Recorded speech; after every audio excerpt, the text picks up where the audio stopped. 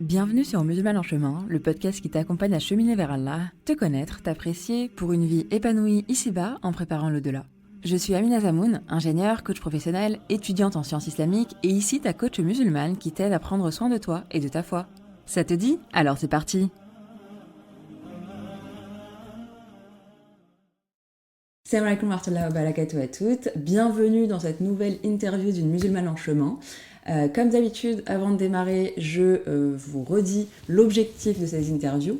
Il y a plusieurs objectifs en fait. Le premier déjà, c'est de donner la voix aux femmes musulmanes parce qu'il faut avouer qu'on n'est pas représenté dans les médias traditionnels.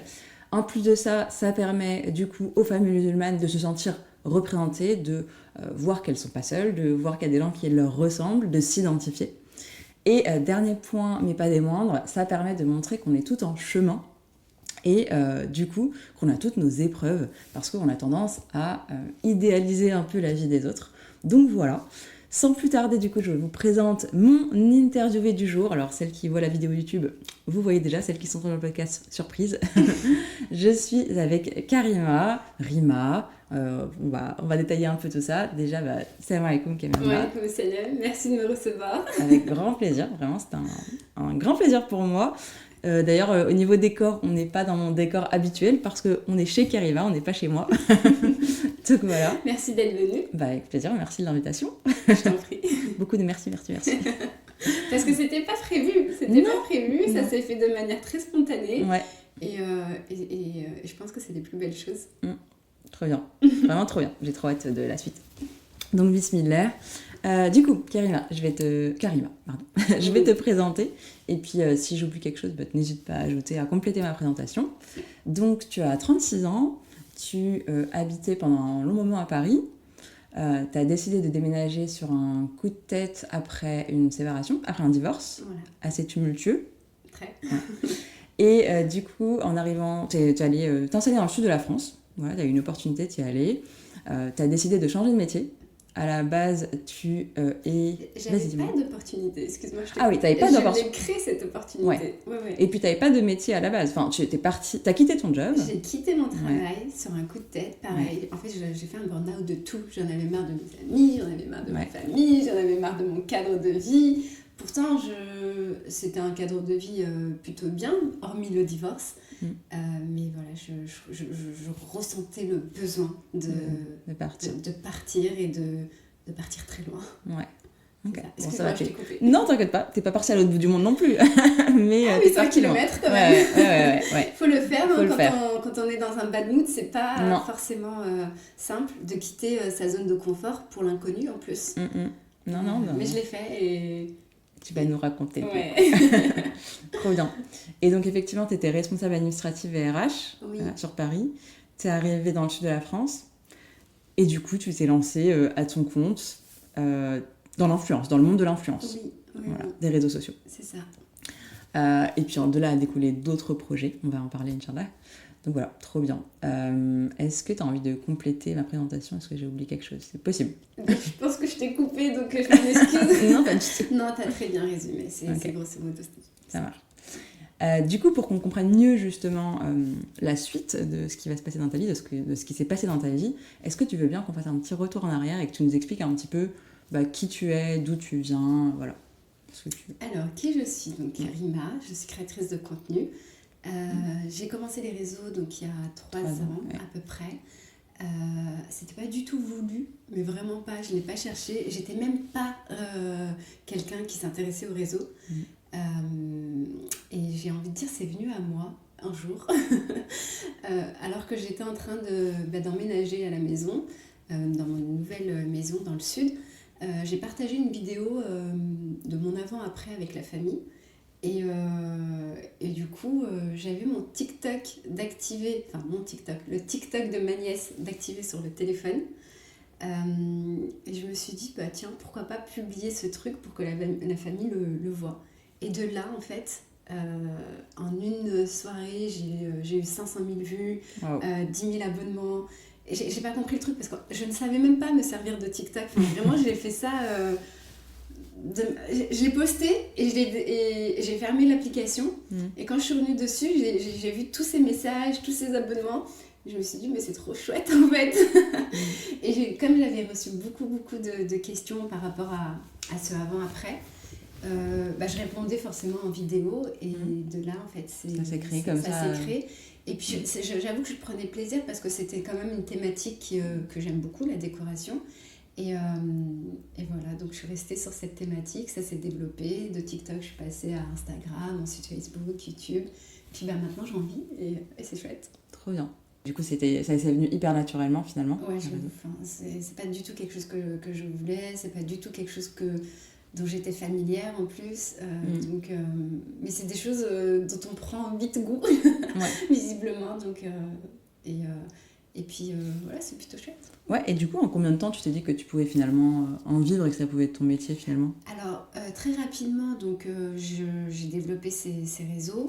Ouais. Et au bout de 2 mois, je crois, j'ai eu ma première collaboration. Ok. Ouais, donc rapidement. Rapidement. Ouais. En fait, c'est une marque qui m'avait contactée, qui m'avait proposé de présenter un de leurs produits que j'ai accepté. Et j'ai vu que de là, on pouvait se faire de l'argent. Ouais. Et ça tombait très bien parce que moi, j'étais au chômage à ce moment-là.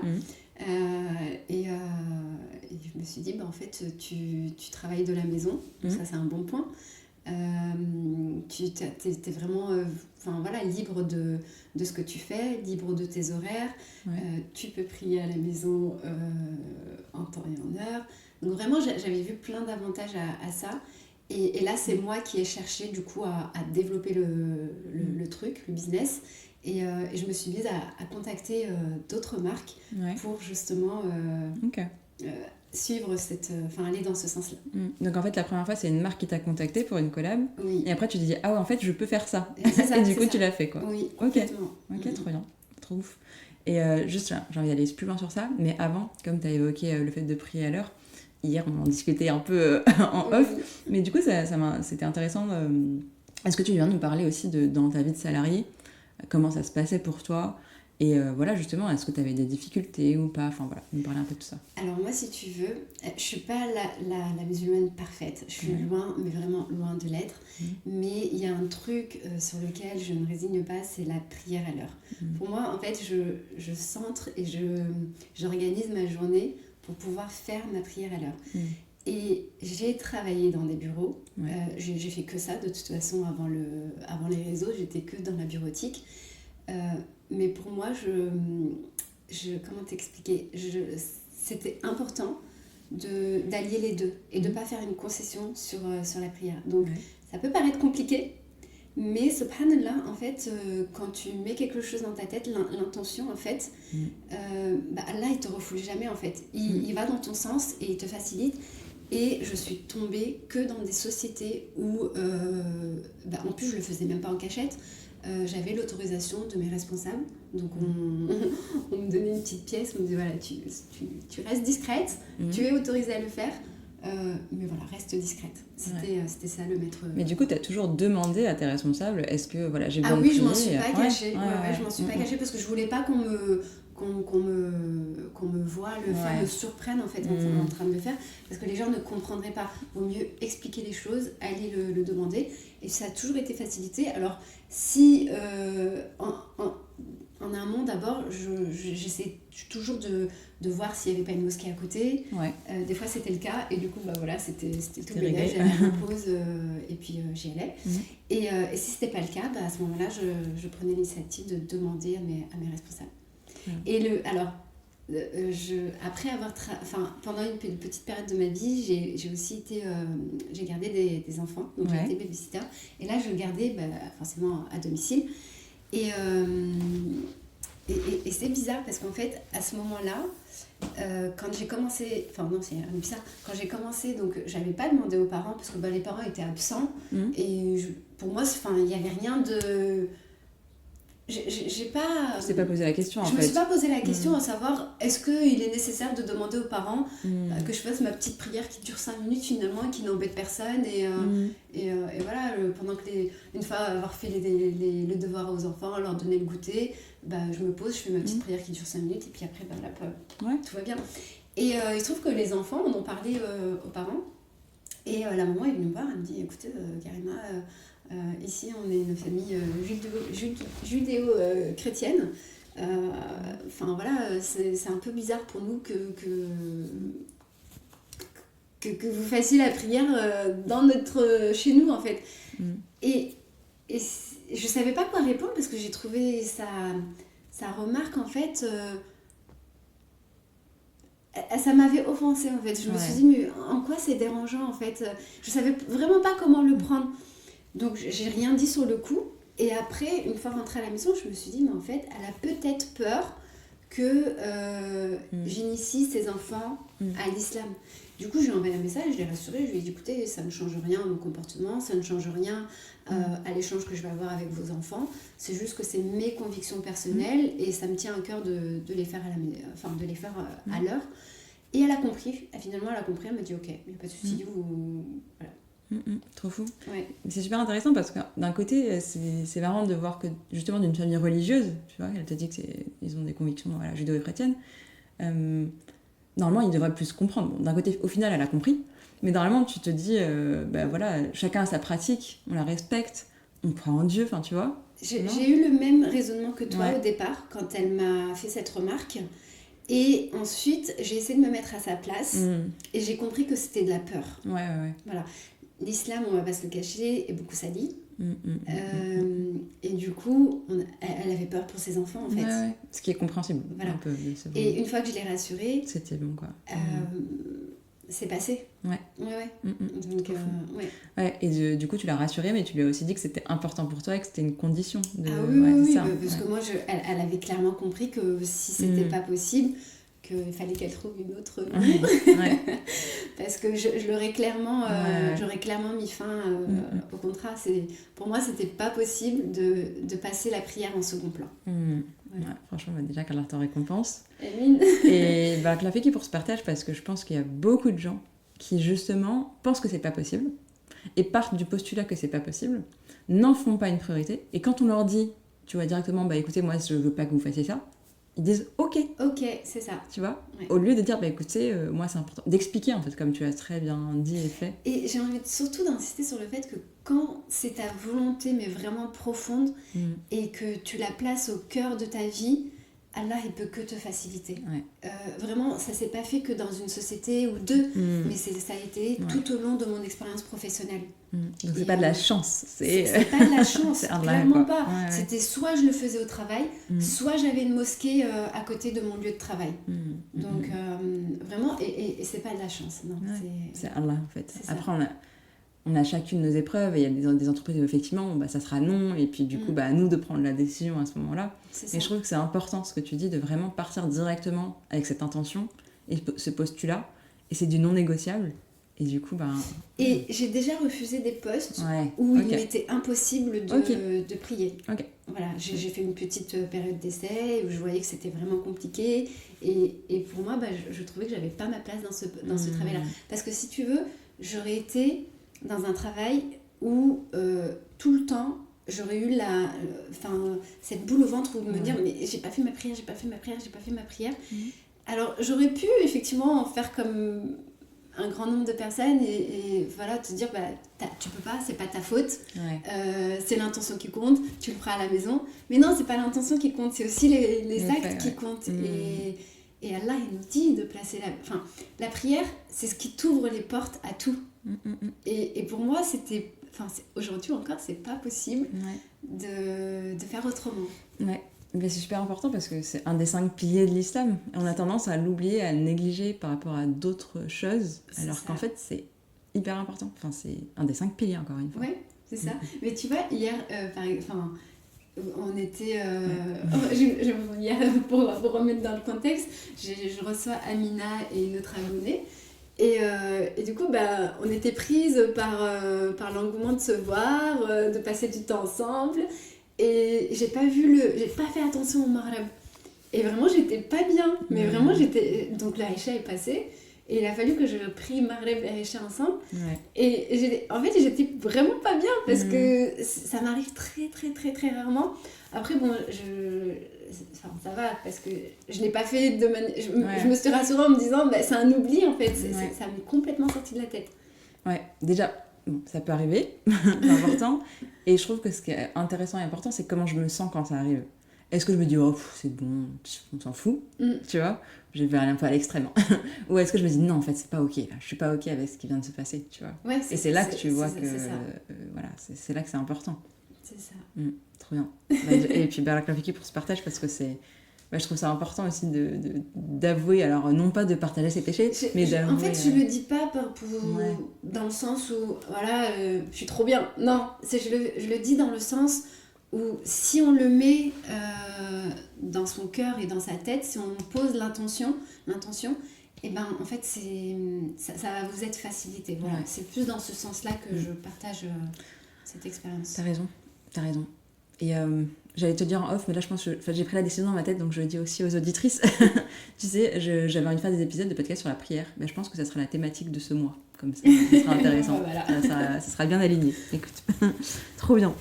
Déjà, encore une fois, merci pour ce partage. Je trouve que c'est super important, vraiment.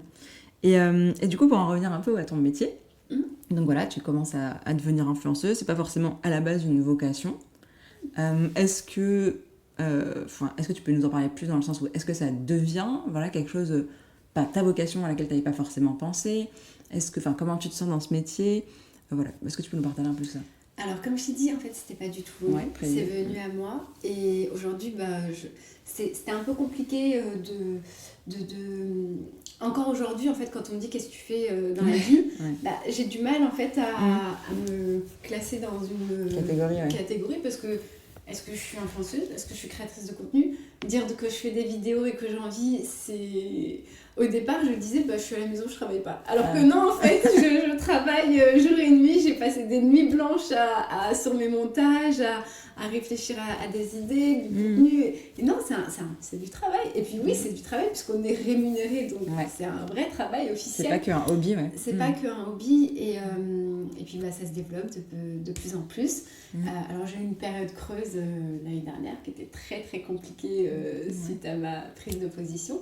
Mais d'ailleurs, je me suis posé la question à savoir si je continuais, si j'arrêtais, parce que j'avais des mois à zéro, en fait, plus aucune marque ne voulait collaborer avec moi. Ouais. Est-ce qu'on peut préciser du coup pourquoi il y a eu cette période-là? Oui. C'était ta prise de décision par rapport à la Palestine. Exactement, ouais. Et je ne l'ai pas fait qu'une fois, pas deux, pas trois. J'ai été l'une des premières créatrices de contenu à en parler dès le premier jour. Et je ne regrette pas une seule seconde, même si j'ai eu des périodes très, très, très compliquées financièrement. Parce qu'il faut savoir que je suis toute seule, je n'ai pas de mari sur qui reposer quand il n'y a pas d'entrée d'argent. Et donc voilà, c'était pas évident. Et il a fallu même que je reprenne tout à zéro. J'ai dû mettre de côté mon compte à plus de 200 000 abonnés parce qu'il était complètement shadowban et en créer un nouveau. Ouais. Et c'est pas évident en fait de repartir de zéro, de se reconstruire une communauté. En fait, je commençais à atteindre le summum. Mon compte commençait vraiment à être parmi les tops des comptes, à être visible auprès des marques. C'était vraiment 2 ans de travail qui commençait à aboutir. À donner leurs fruits et tout. Et puis là, boum, du jour au lendemain, il a fallu tout reprendre à zéro. Épreuve. Et à un moment donné, je me suis dit, Karima, pourquoi t'as fait ça? Je me suis posé des questions à moi-même. Et après, je me suis dit, mais non, en fait, t'as fait les choses pour la bonne cause. Et puis après, je me suis dit, de toute façon, rien n'arrive au hasard. Si Allah il te fait descendre, c'est certainement, et c'est même pas certainement, c'est sûr, c'est une évidence, c'est pour te donner mieux plus tard. Donc sois patiente, fais les causes, reste pas inactive et tu verras, ça va.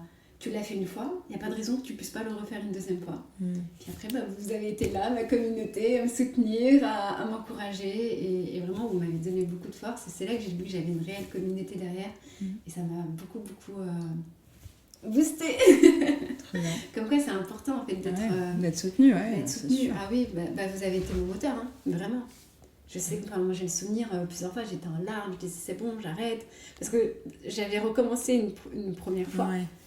Et le compte avait subi la même chose parce que Instagram avait fait le lien. Parce que quand j'ai créé le compte, j'avais saisi le même numéro de téléphone et le même mail. Donc il a fait le lien. Et il a fallu recommencer encore une fois, une troisième fois quoi. Et c'était c'est pas évident. Mais quand on lâche rien,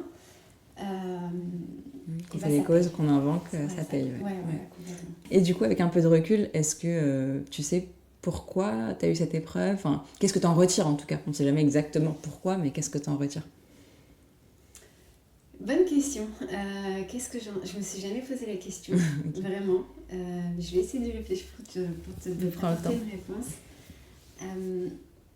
Encore une fois, moi je suis persuadée que rien n'arrive au hasard. Que chaque chose est là pour t'enseigner quelque chose, même si tu ne le vois pas à l'instant T. Tu finis par le voir, par le comprendre plus tard. Et comme je te disais tout à l'heure, je ne regrette pas d'avoir tout repris à zéro. Parce qu'en fait, mon premier compte Instagram, certes, j'avais une grosse communauté. Ça a commencé effectivement aussi à se développer et être, à avoir de la visibilité auprès des marques. Mais j'avais pas ce lien, cette proximité avec ma communauté. J'étais pas consciente que j'avais une réelle communauté derrière moi, qui était là, qui était présente pour moi et sur qui je pouvais compter. Et en créant ce deuxième puis ce troisième compte, j'ai vu en fait, j'ai pris conscience de ce lien en fait, et je recevais tous les jours des dizaines, des vingtaines de messages de personnes différentes qui me disaient mais Karima, on est là, continue, ne baisse pas les bras, tu peux être fière de ce que tu as fait, c'est pour la bonne cause. Et puis en fait ça peut paraître rien, hein, vraiment, mais moi ça m'a beaucoup aidée. Et aujourd'hui je suis fière de ma communauté. À tel point que je vous invite à la maison. C'est vrai qu'on l'a pas dit, mais du coup, pour info, il y a plusieurs abonnés. Bon, là, on est 2. Oui. Tu as invité plusieurs abonnés pour un week-end. Ce week-end, et on sera une vingtaine de personnes, toutes des abonnées fidèles. Et voilà, ça aussi, c'est pour vous remercier, parce que, en fait, ce que vous avez fait pour moi, c'est énorme. C'était une période où je remettais tout en question, et je crois que si aujourd'hui, après quelques mois, on a un compte encore plus chouette que le précédent, l'initial en fait, c'est aussi grâce à cette épreuve-là. Donc finalement, cette épreuve, je suis contente de l'avoir eue. Comme toutes les épreuves d'ailleurs. Vraiment. Ouais. Mais c'est super intéressant en fait. C'est un point que j'ai pas souligné avant là qu'on en parle. Mais en fait, je trouve que tu vois ce soutien-là que tu reçois. Alhamdoulilah. En fait, c'est comme ça qu'on devrait être tout le temps avec les gens. Tout le temps avec tout le monde déjà, d'accord, mais tout le temps entre sœurs aussi, tu vois. Et malheureusement, dans notre communauté déjà, pour parler que de ça, parce que la majorité des personnes qui vont nous entendre, c'est des personnes de notre communauté, on n'est pas là pour les autres. Non, je suis pas d'accord. Ah, vas-y, dis-moi alors. Je suis pas d'accord. C'est vrai que moi, j'ai pensé comme toi aussi. Avant, je disais, mais notre communauté, franchement, on n'est pas solidaire, on se soutient pas et tout. Mais moi, qui c'est qui m'a soutenue? Franchement, c'est des gens de ma communauté. Mais sur les réseaux, est-ce que dans la vraie vie, t'as du soutien comme ça? Non. Voilà, t'as vu? Non, c'est vrai. C'est incroyable. C'est incroyable. Et mais alors, du coup, ce qui est intéressant, c'est qu'en fait, les gens qui se soutiennent comme ça, ils existent, d'accord? Oui, mais c'est bizarre, on le trouve pas autour de nous. Alors, pourquoi, comment, là où allume, mais... C'est dommage en fait, parce que ça fait énormément de bien. Et je trouve ça tellement beau en fait quand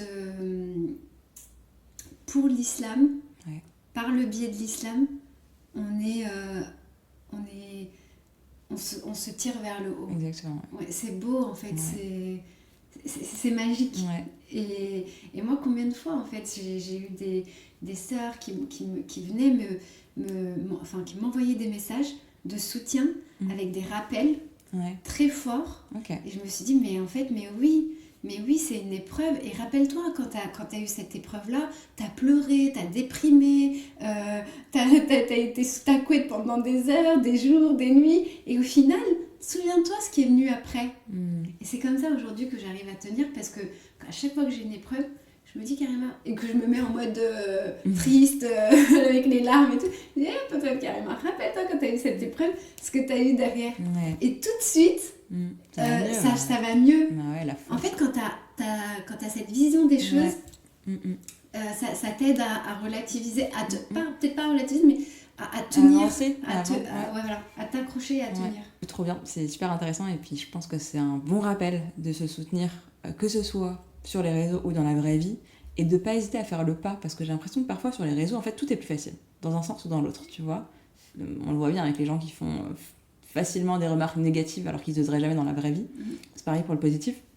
Mais du coup, de pas hésiter aussi dans la vraie vie à faire des compliments, à être gentille, bienveillante, à avoir un bon comportement, parce que des fois, on n'ose pas. Enfin, moi, la première, il y a plein de fois où j'avais envie de dire un truc positif à une sœur et je l'ai pas fait. Enfin, des fois, on n'ose pas, on se dit ça va être bizarre ou autre. Et du coup, de pas hésiter à le faire parce que je pense qu'on peut pas. On se rend pas compte de l'impact que ça peut avoir chez l'autre et de la cause de bien qu'on peut être pour l'autre. Donc, est-ce que c'est un manque d'empathie? Je sais pas si c'est un manque d'empathie, mais tu vois, j'ai l'impression que dans certaines cultures, ça se fait plus facilement, dans d'autres, tu vois, rien qu'à la mosquée. Moi, je sais pas, mais je remarque une différence quand tu es à la mosquée en France et dans d'autres pays. Il y a des pays où les gens, ils sont avenants. Je sais plus, il y avait une sœur qui me disait ça que... Je sais même plus dans quel pays. Mais tu vois, les mamans lui gardaient ses enfants le temps qu'elle prie tranquillement. Ils lui ont dit, non, t'inquiète. En Indonésie, Philippines, en Asie, même un peu en Angleterre, ça se fait un peu plus. Oui. Par contre, en France, limite, t'imagines quelqu'un veut te garder ton fils, tu vas le regarder bizarrement, tu vas te dire, mais qu'est-ce qu'elle veut faire? Tu vois, bref. Parce qu'en France, on est dirigé par la peur, en fait. Ouais, c'est ça, dans tout. Il y a beaucoup de peur dans les médias, dans les... Ouais. Enfin, on a peur, en fait. Ouais. On revient à ce dont on parlait juste avant, par rapport à la prière, quoi. J'ai peur que... en fait, regarde, est-ce que tu me permets de reprendre une anecdote que tu m'as... Vas-y. Donc, en fait, j'ai organisé ce week-end, un week-end dans une villa. Ah oui, j'ai invité des abonnés pour, encore une fois, les remercier du soutien qu'ils m'avaient apporté. Donc, c'était uniquement pour remercier. J'attendais rien en retour. Et du coup, Amina en fait partie. Et vas-y, je te laisse, je te laisse dire la question que ton mari m'a posée. Ouais, mon mari n'a pas compris en fait. Déjà, anecdote plus. Au début, je lui dis écoute, j'ai gagné un week-end. Il m'a dit ok, on va où? Bon, je lui ai dit non, je vais. Et effectivement, après, il n'a pas forcément compris. Attends, mais pourquoi? Enfin, qu'est-ce qui se passe? Est-ce que va vous vendre quelque chose? Enfin, c'est quoi l'objectif en fait? C'est vrai que en fait, tu sais quoi? Je pense qu'on part pas avec une bonne intention. On a du mal à concevoir que les gens ont une bonne intention ou que font les choses sans forcément rien attendre. Ouais, c'est ça. On a du mal à penser qu'il n'y a pas d'arrière-pensée. C'est ça. Et c'est dommage. Hein. Et c'est dommage. Et c'est dommage parce que justement, si... je sais pas comment mettre ces mots-là. J'ai pas les mots justes pour ça, mais en tout cas, si on mettait Allah en premier plan dans nos vies, tout le temps, ce qui est à 100%, c'est impossible à faire, mais au maximum, on penserait pas comme ça, en fait. Et puis, si tout le monde faisait les choses avant tout pour Allah, il n'y a plus d'arrière-pensée, en fait, tu vois. C'est ça. Qu'Allah nous facilite et nous guide, parce que je pense que personne n'est exempté à ce niveau-là. Non, bien sûr. Ouais. Bon. Et du coup, on fait que des allers-retours, mais je trouve que c'est intéressant justement entre ce que tu vis, ton métier, la religion, et comme quoi la religion elle a un impact sur tout, c'est incroyable. Mais du coup, est-ce que tu veux bien nous partager des projets qui te tiennent à cœur dans ton métier actuel? Des projets qui me tiennent à cœur. En fait, moi, il faut savoir que je suis très spontanée de manière générale, mais même dans mon travail. C'est-à-dire que j'y vais vraiment au feeling. Tu sais, t'as des gens qui schématisent tout, qui planifient tout, mais sur plusieurs mois, voire plusieurs années et tout. Et moi, vraiment, j'y vais au feeling. J'ai aucun plan d'action, j'ai aucun planning. J'y vais vraiment au feeling. Et donc, des projets... Là, comme ça, aujourd'hui, franchement, j'en ai pas. Mais pourtant, je suis quelqu'un de très ambitieuse et qui développe tout un tas de choses. Mais je me laisse porter, en fait. Attends, là, tu me dis, aujourd'hui, t'as pas de projet? Ouais. Mais si ton site internet, c'est quoi? Ça y est, il est fait.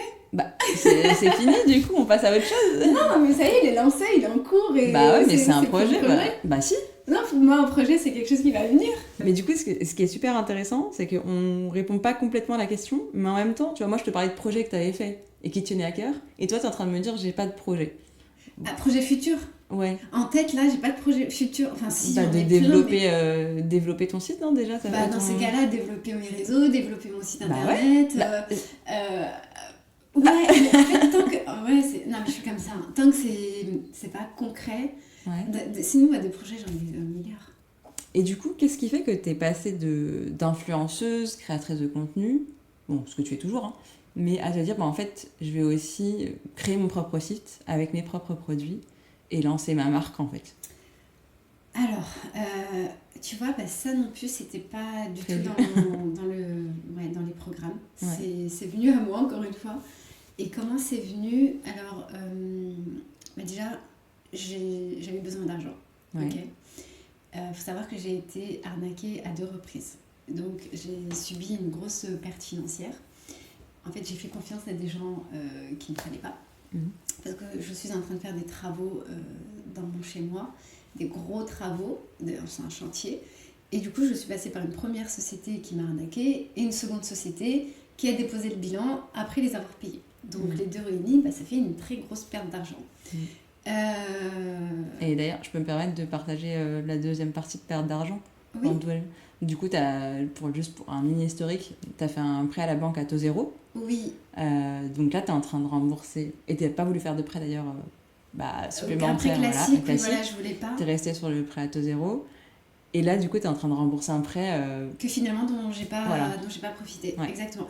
Et ça a été très très dur parce que ce prêt à taux zéro, j'ai mis 1 an à monter le dossier. C'est un prêt c'est super compliqué.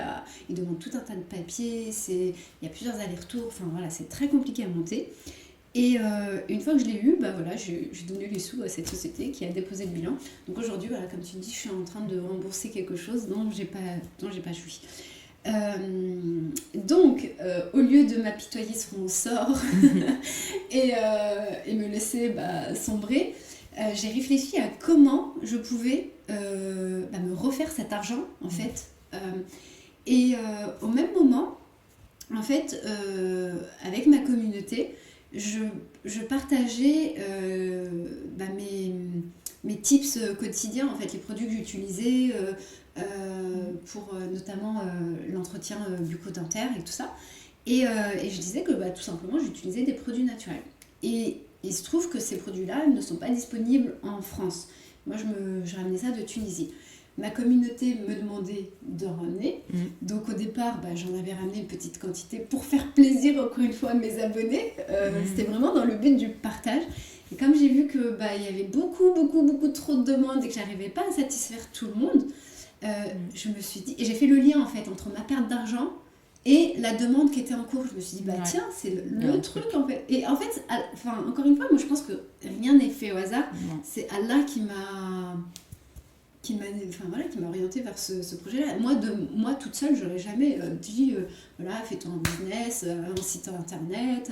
En plus, subhanallah, au même moment, donc je fais le site internet, je rencontre une connaissance qui est dans le domaine, mais c'est pas son métier, mais qui se débrouille pour les sites internet. Il me dit, écoute, moi je te le fais. T'auras pas un truc super clean, mais t'auras un site fonctionnel et je te le fais. Il me l'a fait.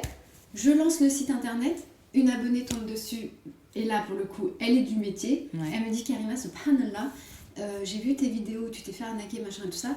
J'étais en train de me demander comment je pouvais t'aider. Je voulais t'apporter mon aide, je ne savais pas. Et là, elle a sauté sur l'occasion, elle m'a dit, voilà, j'ai vu ton site internet. Je me suis dit, il faut que je fasse quelque chose. Et là, elle l'a refait. Ouais. Et là, on a un truc super quali, très professionnel et tout. Donc, en fait, tout s'est fait de manière très fluide. Et voilà, c'est venu à moi. Ouais. Et, vraiment, quand tu le racontes, je trouve que ça montre bien que déjà, on a la main sur rien, qu'on ne contrôle rien. On a l'impression qu'on contrôle les choses, mais on ne contrôle rien. Et que c'est Allah, en fait. Et soit j'accueille et j'accepte, tu vois, ce qu'il me donne, soit je le refuse, je ne veux pas le voir. Complètement. Et j'ai envie d'aller même plus loin. C'est qu'en fait, quand tu t'en remets à Allah, parce que moi, comment dirais-je, j'ai agi de manière totalement... j'étais nia, quoi. Je me suis pas dit que ces gens-là allaient me détourner cet argent. Beaucoup de personnes m'ont dit, mais on donne jamais l'argent en avance et tout ça. Et c'est vrai, on donne jamais l'argent en avance. Mais moi, je me suis dit, bon, je passe par cette société, ça fait 15 ans qu'ils sont, qu'ils sont lancés, ils vont pas... Voilà. Mais non, en fait, et j'allais dire, non, il faut pas faire confiance aux gens, mais... En fait, c'est pas parce qu'il y a des gens qui sont mauvais que tout le monde est mauvais, et je me refuse de penser comme ça, parce que certaines personnes m'ont fait du mal, donc du coup je dois moi changer en étant méfiante, machin, tout ça. Je m'interdis parce que j'ai subi certaines choses, de changer, tu vois, ou parce que des gens sont méchants, de moi devenir méchant. Maintenant, en fait, on m'a arnaqué une première fois, j'aurais pu porter plainte, j'aurais pu me retourner contre ces gens et tout ça. Et en fait, il n'y a pas mieux que le tawakkul. Et les gens minimisent la phrase Hasbellah wa ni'mal wakil. Mais je crois que cette phrase, elle est mieux que toute justice juridique, en fait, ou... en fait, je crois que les gens ne se rendent pas compte du mot Hasbellah wa ni'mal wakil.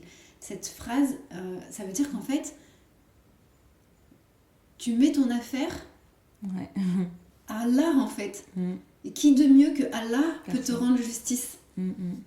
Et donc moi, les gens ne comprennent pas que je ne porte pas plainte, mais qu'est-ce que je vais aller me prendre la tête à porter plainte, à me charger d'ondes négatives encore, parce que porter plainte, il faut reparler de la chose, il faut monter un dossier, prendre un avocat, enfin, tu vois, tu te replonges dans cette négativité, et moi, je suis une vraie éponge émotionnelle, donc si je m'occupe de ça, en fait, ça plus le temps pour le reste, toi. J'ai plus le temps et plus l'énergie, et moi, j'avais besoin vraiment de m'entourer d'ondes positives, de vibes positives, parce que j'étais déjà dans un gouffre, en fait, et j'avais besoin de sortir de ce gouffre pour aller pour aller mieux et pour me refaire cet argent et pour avancer, avancer.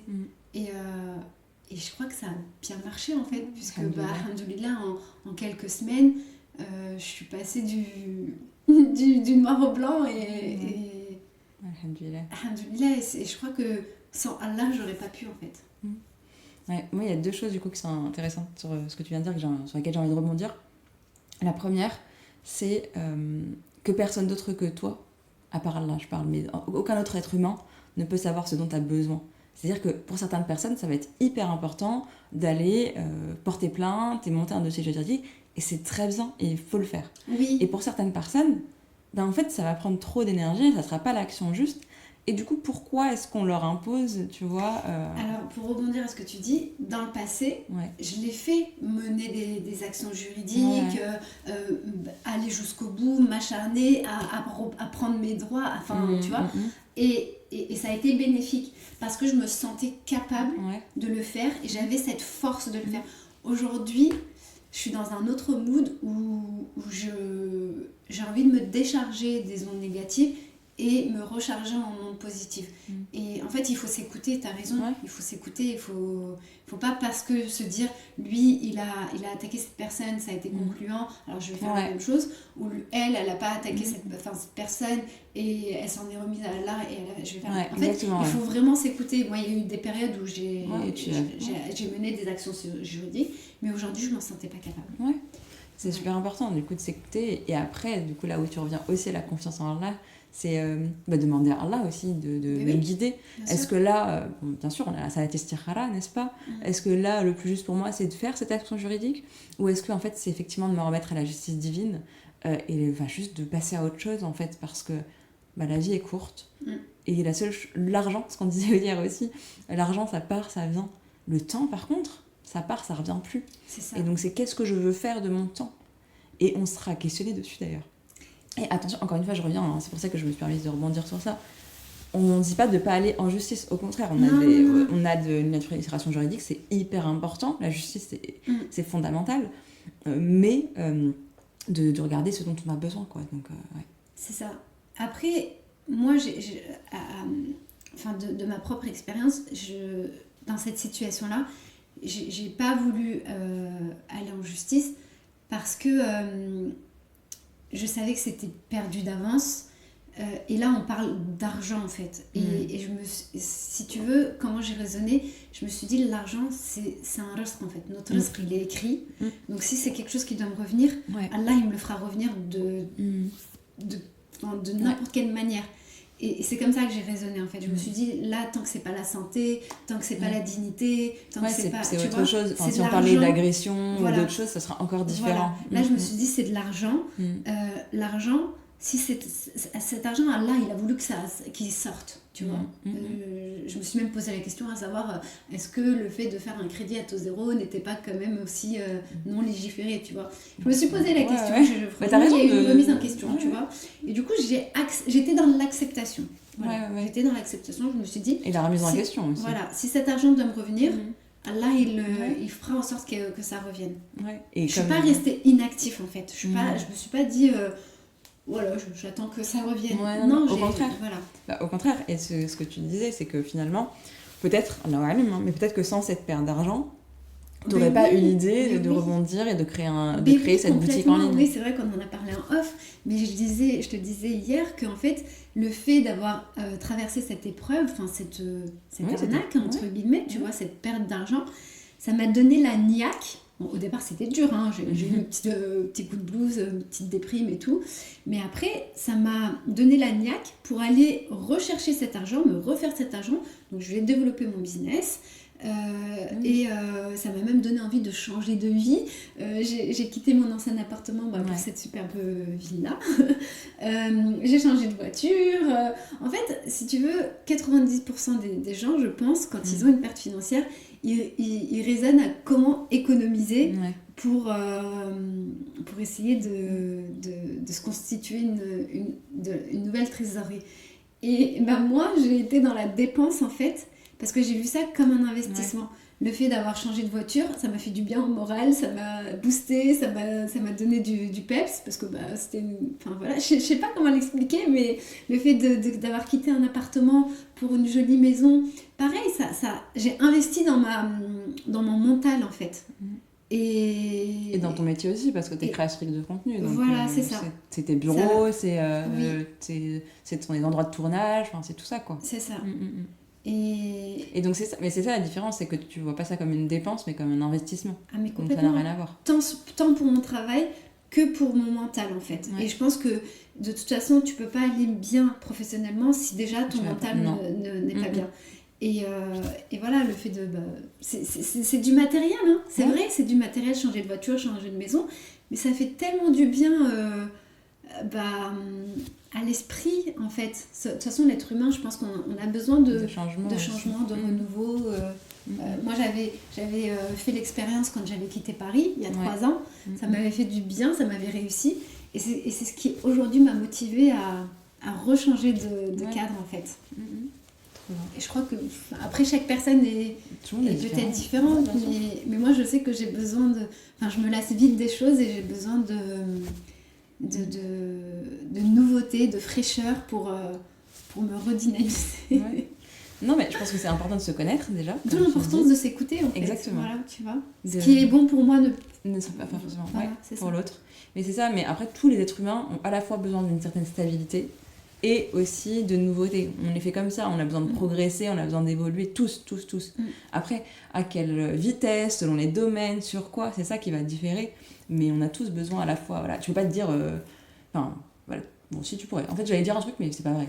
J'allais dire, tu peux pas te dire, tous les jours de ma vie, je suis à un endroit différent. Bah si, il y en a peut-être à qui ça parle. Oui, bien sûr. Donc c'est hyper personnel. En fait, surtout ne pas se mettre de blocage, parce qu'on a tendance, moi je l'ai vu dernièrement, à se créer des limites, des barrières, et se dire que certaines choses ne sont accessibles qu'aux autres. Sauf que non. Moi, je reviens encore au matériel, c'est peut-être bidon comme exemple, mais je vous le partage parce que j'aimerais que vous compreniez le fond, en fait, de la situation. J'étais dans un appartement et pour moi, il était impensable, surtout après une arnaque, une grosse perte d'argent, de pouvoir m'offrir une maison, une villa.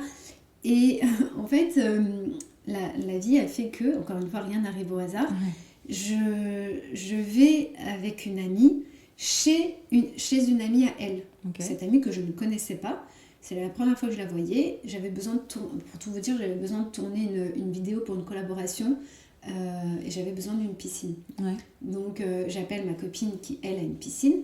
Mais sa piscine, enfin voilà, elle avait un extérieur pas fini, qui était en travaux, donc c'était pas joli. Du coup, pour ta vidéo, c'est dommage. Certes, j'ai une piscine, mais c'est pas très joli. Par contre, j'ai une copine qui a une piscine, elle est canon. Donc je dis ok, on y va.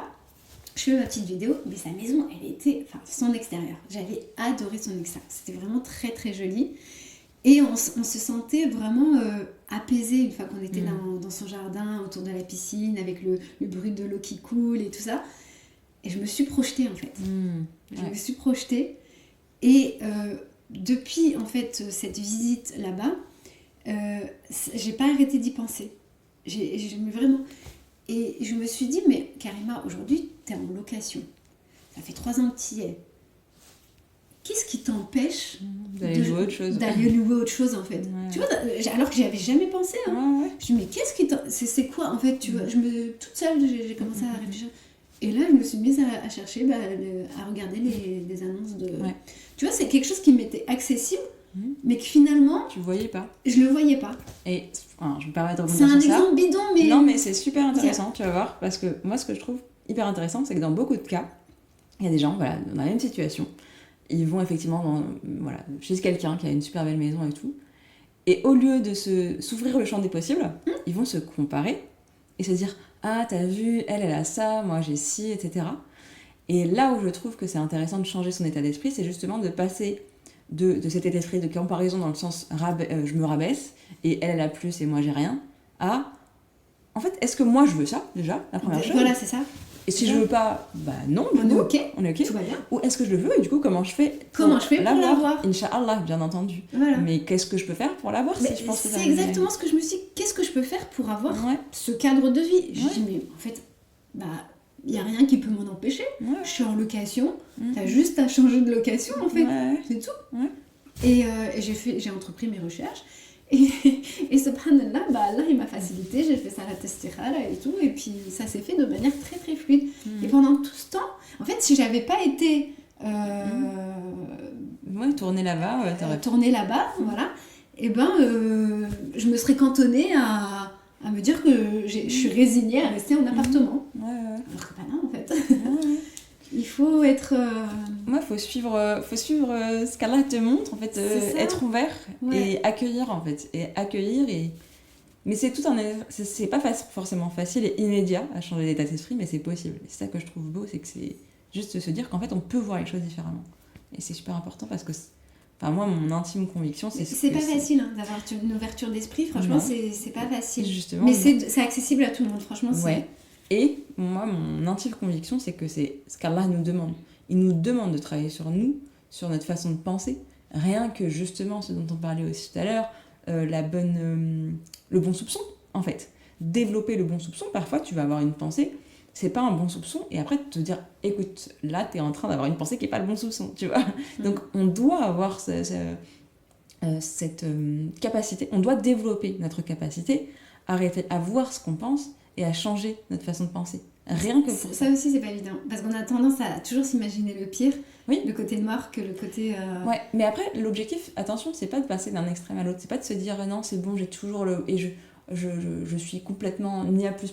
Parce que c'est pas... D'ailleurs, ça me fait penser à un hadith du prophète sallallahu alayhi wa sallam qui dit que... Oui, il y a un compagnon qui a sa monture, donc son cheval, et il lui dit, est-ce que je laisse le cheval le temps... Et je fais confiance en Allah, tu vois, ou est-ce que je l'attache? Enfin, tu vois comment je matérialise mon tawakkul, tu vois. Et du coup, il lui dit, attache ton cheval et fais confiance à Allah. Tu fais les causes, encore une fois, et après tu lui fais confiance. Donc, tu vois, dans tout, je vais pas... c'est pas parce que je me dis... allez, je reprends ton exemple de l'arnaque.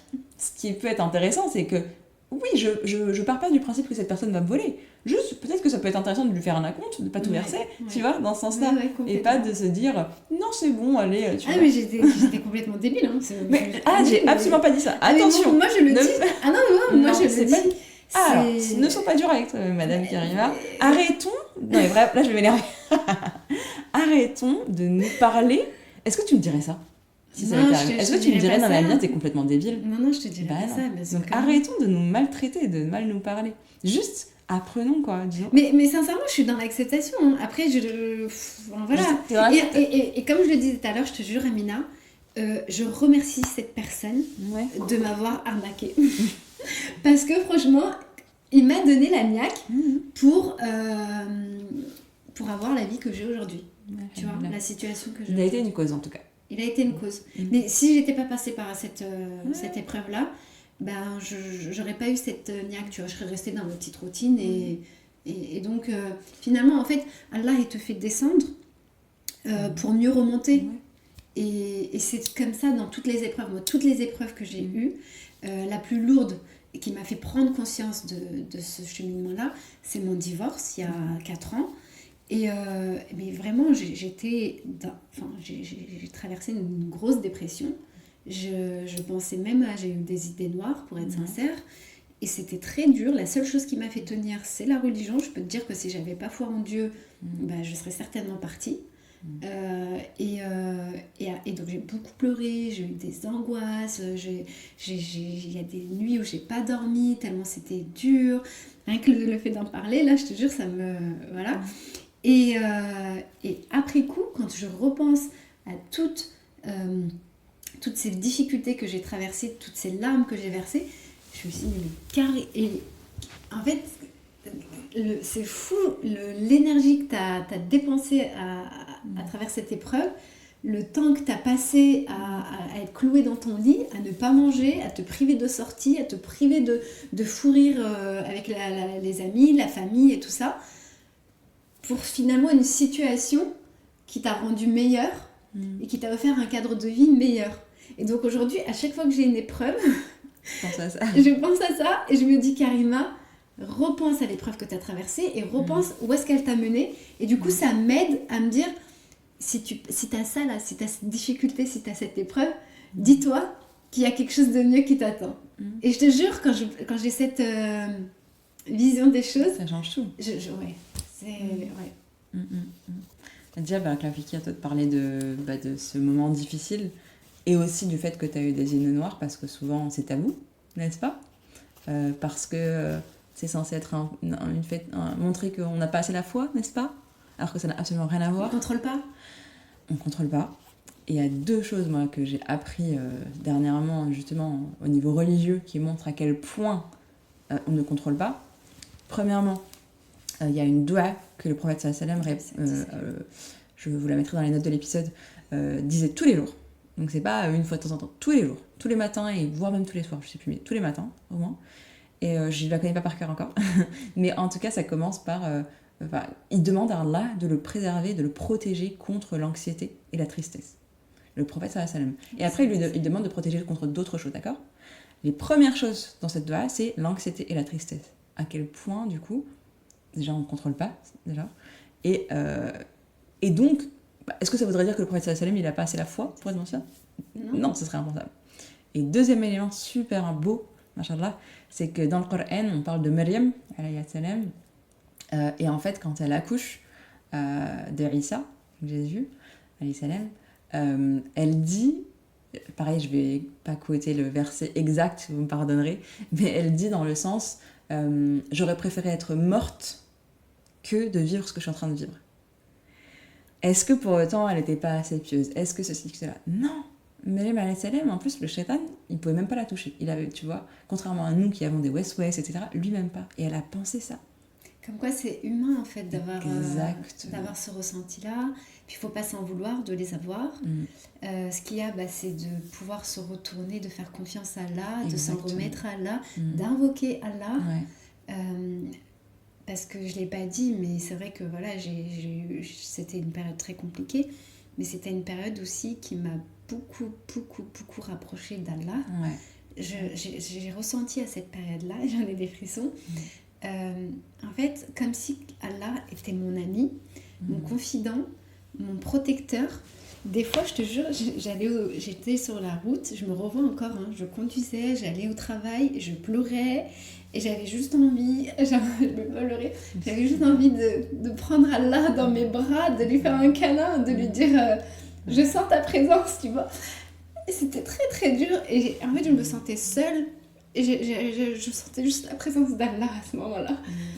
Et c'était la seule période où j'ai senti ça. Et j'étais contente en fait d'avoir Allah. Je le sentais à mes côtés. Je le sens que tu le sentais. C'était beau. À la fois, c'était dur ce que je traversais, mais c'était tellement beau. Et c'est pour ça que je regrette pas cette épreuve, même si ça a été la plus dure de ma vie. Parce que elle m'a rapprochée d'Allah et elle m'a fait changer ma vision avec le Créateur. Et je crois que c'est depuis cette période-là que j'ai le tawakkul. Et voilà. Donc, non, merci de ce partage, n'est-ce pas? Et non, mais moi je dis toujours que quand on en arrive là, c'est qu'on est dans le vrai. Voilà, c'est que tu peux pas faillir que ça, tu vois. Non, c'est clair, mais donc, alhamdoulilah, et merci mon Dieu de nous faire ressentir tout ça, parce que ça, c'est pas des pleurs de tristesse, on est d'accord? Ah non, c'est parce que c'était beau en fait. Ouais. Et pourtant, je l'ai vécu dans une période d'épreuve, tu vois. Bah oui, mais comme donc, quoi, les épreuves, elles sont toujours là pour nous. Elles sont pas là pour rien. Allah, elles te font grandir en fait. Il sait mieux que nous ce dont on a besoin. Il ne faut pas passer par là pour... C'est pour ça que je pense qu'on dit que si Allah t'aime, il t'éprouve. C'est pour te rapprocher de lui, en fait. Exactement. Donc, et s'il t'aime pas, bah, il t'éprouve pas et te laisse dans quelque chose qui n'est pas bon pour toi. Et il faut savoir recevoir l'épreuve. Et il faut se dire pourquoi cette épreuve, elle vient. Non pas se plaindre de l'épreuve, mais se dire pour quelle raison cette épreuve, elle est venue. Pour quelle raison, tu vois. C'est ça, surtout. Et alhamdoulilah, parce que c'était plus proche d'Allah aujourd'hui, oui, mais que demander de plus, tu vois, vraiment. Ouais. Et à la fin de la vie, à la fin de notre vie, qu'est-ce qui aura le plus d'importance, tu vois? Est-ce qu'on aura eu envie de ne pas être éprouvé et du coup d'être plus éloigné d'Allah? Ou au contraire d'avoir été éprouvé? Et bah voilà, la réponse, elle est vite faite, je pense. Hein. Mais c'est pas Omar ibn Khattab qui demandait à Allah des épreuves, enfin qui se disait mais pourquoi j'ai pas d'épreuves, je sais plus. Je sais plus si c'est lui, mais il y a un compagnon qui s'est dit mince, qu'est-ce qui se passe, j'ai pas d'épreuves, c'est pas normal. Ouais, c'est ça. Tu vas jusqu'à aller chercher quoi. Aller chercher l'épreuve, c'est beau, hein. C'est beau. Et en même temps, n'allons pas chercher les problèmes quand il y en a pas. Non, mais c'est pour te dire à quel point en fait il avait la foi dans son cœur en se disant mais en fait si je suis pas éprouvée c'est qu'il se questionnait sur l'amour qu'Allah pouvait avoir exactement. pour lui. Et après moi je pense, tu me diras ce que tu en penses aussi, que même dans les moments où t'as pas d'épreuve, bah, c'est une épreuve parce qu'Allah il va voir comment tu agis. Est-ce que tout va bien dans ta vie et du coup tu l'oublies? Et moi je l'ai entendu parler par certaines clientes et vraiment c'est un cheminement, d'accord, donc on ne juge pas, d'accord, on a tous nos cheminements différents, mais des fois, c'est pas la seule, il y a plein de gens, t'arrives au moment où ça va bien, bah tu pries plus. Et alors, après, tu as une éprouvée, tu pries. Pas au point de pas prier, mais je l'ai déjà ressenti des moments où j'ai pas eu d'épreuve, où je sentais ma foi, mais vraiment, tu vois, quasi non présente, quoi. Mais vraiment, des fois où tout va bien et tout, et et du coup, alhamdoulilah pour cette épreuve. Alhamdoulilah, parce que s'il nous aimait pas, il nous laisserait nous éloigner de lui. Mais comme il nous aime, il nous dit voilà, je suis là. C'est pour nous en fait, vraiment c'est trop beau. C'est vraiment trop beau, incroyable. On va arriver sur la fin parce que je pense qu'on a bien parlé. Mais du coup, est-ce que, au vu de tout ce qu'on a partagé ou même spontanément, est-ce que tu aurais un conseil à donner aux musulmans en chemin qui nous écoutent? Alors, je l'ai déjà évoqué rapidement, mais je le redis. Être dans l'acceptation et faire confiance à Allah, se dire que si c'est la volonté d'Allah, c'est ma volonté aussi. Et à partir du moment où tu raisonnes comme ça, je crois que tu te décharges de plein de choses en fait. Fais confiance à Allah. Moi, sincèrement, ma vie a changé depuis que je lâche prise sur les difficultés, sur les épreuves. Je me dis, Allah, il est celui qui nous veut le meilleur. Allah est celui qui a les meilleurs plans pour nous. Donc si cette chose t'arrive, c'est pas pour rien. Donc si c'est la volonté d'Allah, Allah c'est la mienne, tu vois. Je vais vous donner un exemple, peut-être encore de la maison. Vous allez me dire, mais elle nous saoule avec sa maison. Parce qu'en fait, je vous explique, je viens juste d'emménager, je suis même pas encore installée, il y a des cartons partout. Mais des exemples comme ça, j'en ai plein, mais c'est le dernier qui me vient en tête. Quand j'avais décidé de changer d'appartement, je me suis mise à faire des recherches. Donc j'ai eu une maison coup de cœur. J'ai appelé la propriétaire, elle m'a reçue, j'ai visité, elle a eu un coup de cœur sur moi, j'ai eu un coup de cœur sur la maison. Et elle était prête à signer. Et moi, je lui ai dit, alors, chose que je ne fais jamais. Là, je ne sais pas pourquoi, je vais vous faire la fille raisonnée. Je lui ai dit, écoutez, laissez-moi la nuit pour réfléchir et je reviens vers vous. Le lendemain, j'ai envoyé un message. Je lui ai dit, voilà, comme convenu, je reviens vers vous. Je vous confirme que le bien m'intéresse. Là, elle me dit quoi? Elle me dit, je reviens vers vous dans une semaine parce que j'ai d'autres visites. Alors que la veille, elle était prête à signer. J'étais dégoûtée. Je me suis dit, mais carrément, pourquoi t'as pas signé hier? Et après, 2-3 minutes après, je me suis dit, t'as fait ça la testihara. Si finalement elle s'est rétractée, c'est qu'Allah il a quelque chose de meilleur pour toi. Je suis repartie sur le bon coin, faire mes petites recherches. Là, je tombe sur une autre maison. Et j'appelle le propriétaire, j'envoie mon dossier, on s'appelle, j'envoie un message au propriétaire, j'envoie mon dossier, on s'appelle, le feeling y passe, je visite la maison, coup de cœur. Et finalement, ça s'est fait très rapidement. Il m'a envoyé le bail, j'ai signé, j'ai envoyé la compte. Enfin bref, ça s'est fait, tu vois. Et au moment où je signe le bail, véridique, au moment où je signe le bail, la nana, elle m'envoie un message, elle me dit c'est ok, on a choisi votre dossier. Je dis moi, c'est plus ok. Donc tout ça pour vous dire que finalement, si j'avais signé, si j'avais pas dit à la nana laissez-moi la nuit pour réfléchir, j'aurais pris l'autre maison et j'aurais même pas connu l'existence de celle-ci alors que je suis dans de meilleures conditions ici. Donc finalement, voilà, si quelque chose bloque, si Allah vous retire quelque chose, dites-vous qu'il y a une raison, ne soyez pas dégoûtés. Voilà.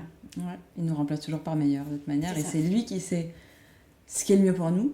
Et ce dont on a besoin, même si c'est pas forcément ce dont on a envie sur le coup, quoi. Mais du coup, je trouve ça beau après ta formulation de là, si c'est ce que tu veux, moi, c'est ma devise, ce que je veux. C'est ma devise aujourd'hui, parce que j'ai compris aujourd'hui que si Allah me retire quelque chose de ma vie, c'est pour mon bien. Mais combien de fois j'ai pleuré pour des choses et finalement, avec le recul, après un certain temps, j'ai dit, mais en fait, et je me retrouve à remercier Allah. Je me dis, Allah, merci de me l'avoir retiré. Pourtant, j'avais pleuré pour cette chose-là. Après, c'est tu humain, comprends pas sur l'instant T. Exactement. Et c'est pour ça que maintenant, à chaque fois que je suis triste pour quelque chose, ou à chaque fois que je perds quelque chose, je dis, mais Allah, c'est bon. J'ai compris. J'ai compris, t'inquiète.